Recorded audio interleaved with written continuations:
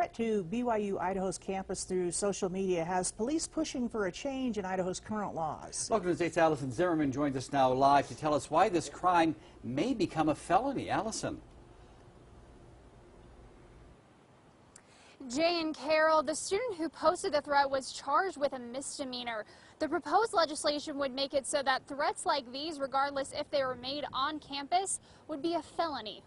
That's a threat. Like, it's not something to mess around with. And it's an app where users post anonymous messages. And for BYUI, they've seen 2 incidences on the app with threats directed towards campus. That's enough. Within the last 6 months, we need to change the legislation to make it more applicable. Which is exactly what Rexburg police are trying to do. 24-year-old Aaron Norma's Andres Archuleta was charged with a misdemeanor for telephone harassment after posting the threat yesterday.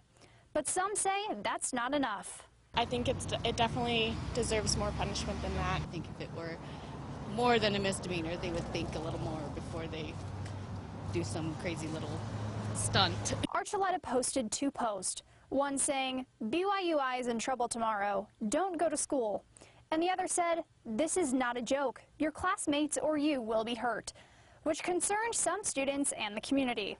I know a lot of students were freaking out about it when it first came out, and it's definitely something to be scared about. I couldn't even begin to answer why students do things like this. The proposed legislation will change the current laws in place in 3 ways.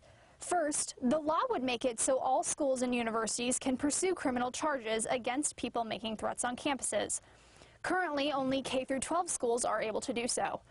Second, making the threat a felony for anyone over the age of 18. And finally, it wouldn't require the threat to be made on school grounds. Well, I think it helps parents and students by providing an extra protection against this type of behavior. Rexburg police also hope that the new legislation doesn't just stay in the city. We would like to see a change to the state law, so that it would protect all the campuses and all the schools across the state, not just Rexburg. Now, there's not an exact timeline of when the legislation will be looked over and put into place, but this is a high priority since they've seen 2 incidents in the last 6 months.